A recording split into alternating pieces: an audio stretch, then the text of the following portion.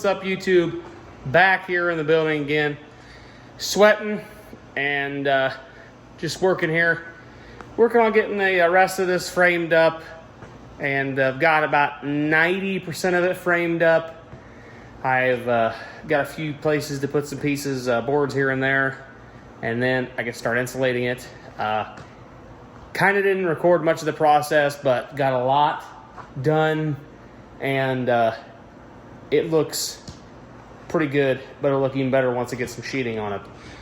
This is what it looks like right now. Got it all framed up and everything. It's looking pretty good. We went with 2x6s where the trusses were, tied into them, kept the factory come down brace there, and then it comes over and goes down. So this wall's now pretty much load bearing. Everything's pushing down. Where the trusses were, where they were, this one was cut out already, so this one didn't have anything holding it up since like 2011. But these 4x4s are in here to help take the load of the truss and hold the building up on all four sides, so it should be plenty there. And then from the roof down, all of them are them 2x4s and but there's 2x6s on the where the trusses are down, hold the weight of the roof there. So I don't think there's gonna be a problem with the structural portion of this building. So I'm wondering maybe something in the center here needs to be kind of supporting it, but if all else fails, I can run something down and hook it to one of the beams on the lift, just to kind of take some of the stress off the building. But yeah, it's coming along pretty good. Like I said, just got to go through and insulate everything now. A little bit of work on the office, been framed up there. Haven't done much work other than that. Just been framing everything up. I'm gonna go ahead and go show you. I'm gonna go talk to you guys. Wait, I haven't told you guys this about the tool room yet. This is a 10-foot door. This is gonna be where the toolbox and my bench and stuff's gonna be. There's gonna be a big sliding door here probably. And this is where the tools are gonna be. This is gonna be the tool room. This is gonna have a wall here. I'm wanting to build a staircase to go up into the attic to be able to use that as some storage up there. So that's probably gonna start at the end of that wall up. So there'll be a wall here, probably at the end of that wall over to the staircase, and then back in the back behind the staircase. So it'll kind of jog over, and we'll go ahead and get that done. Framed this out for a 36-inch door. Went ahead and started sheeting the wall. Pulled the drywall, or not the drywall, yeah, pulled the drywall off and put some OSB on the wall just to make it easier to hang tools and stuff off of, because it's far easier to hang tools off the OSB than drywall. So that's why I did that. And gonna probably get some paint and give it a coat of paint. Like I said, I gotta take these couple pieces of drywall off. Gotta move all my OSB again, and then get this this wall finished and OSB'd and the doorway cut out. Then I gotta get me a door and get me a door installed.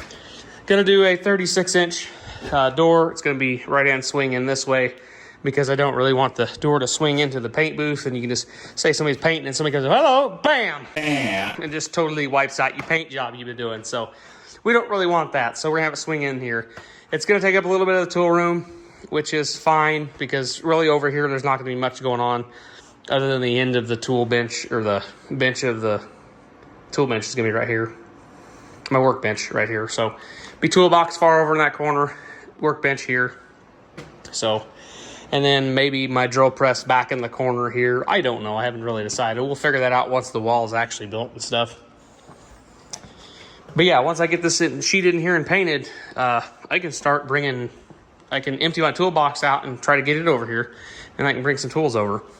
So we're gonna go in here. I'm gonna explain some stuff, being that was gonna be the powder coating hallway. Well, I don't think that's gonna be the powder coating hallway anymore. I think this is gonna be the powder coating room. Slightly bigger, gives me a little bit more room. Really close to the air compressor closet, aka air compressor room. So yeah, I'm thinking about blast cabinet here. Would like to get a bigger blast cabinet than I have at some point. So I'm gonna look into possibly getting that, maybe selling the one I have and getting another one. There's some stuff I want to do when I build my next one, kind of seen some ideas and stuff. So I might look into that, but that probably won't happen for a while. I'll probably bring mine over here and just use it while in the time being until I upgrade. But my plan is, I do have a vent over here, which this is probably going to be kind of useless because how I'm going to build a powder coating oven probably in this corner. I got to build it. I'll probably build a platform for it. I have this oven here I got for free.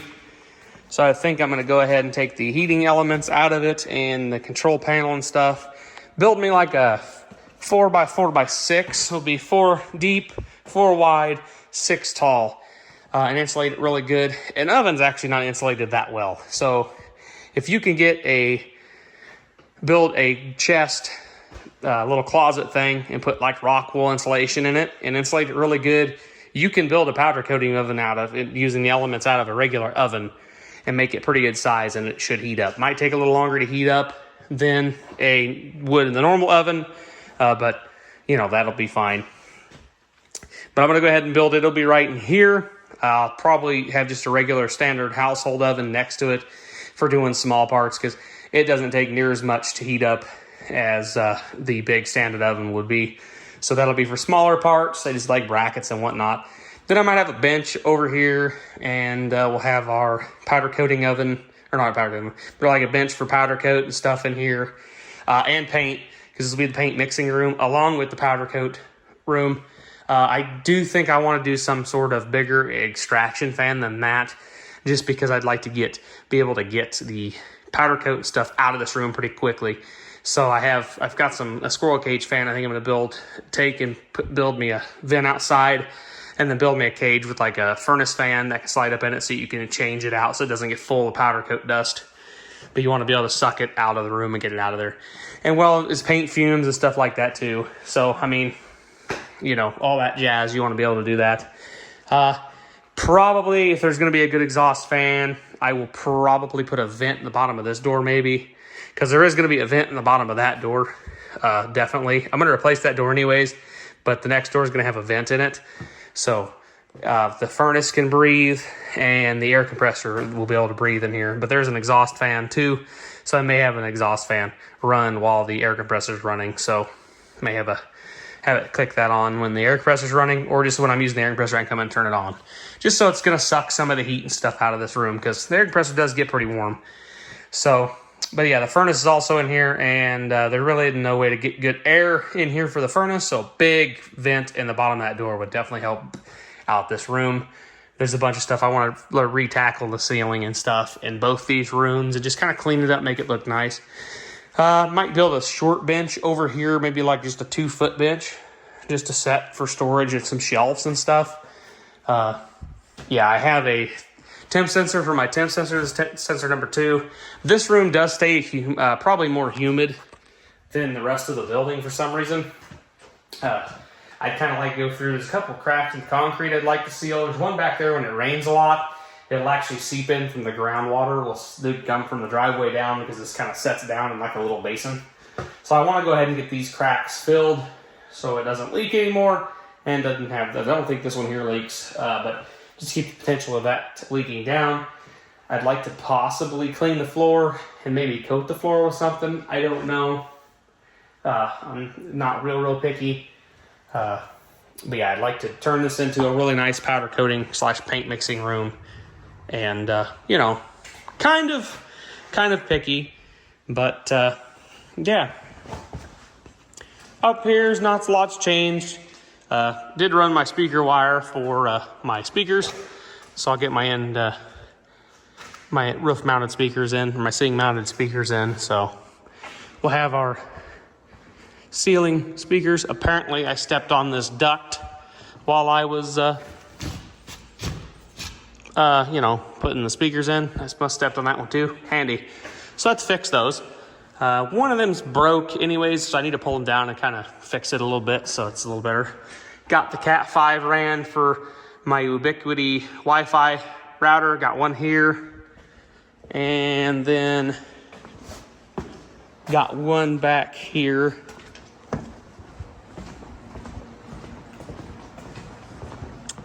hanging down. So there'll be one up front, one out back. So I think that should be pretty good for Wi-Fi. Then a lot of stuff will be cooked into Ethernet, so that won't be a problem.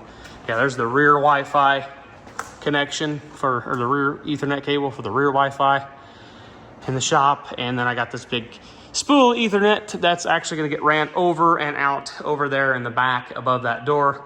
It's going to have another one of the Reolink spotlights, so we'll have nice spotlights out the back, because it's kind of nice to have some light out there when the when it's dark, when you're trying to get in these garage doors. I'm also going to replace the light bulbs in the garage door openers because they're burnt out, and when you open the garage door at night, I'd like to be able to be seeing the back portion, so you know you don't run into stuff. Headlights are nice though, so that's a plus. You pull in here and use your headlights. Did get all the insulation and stuff, so hopefully this is enough.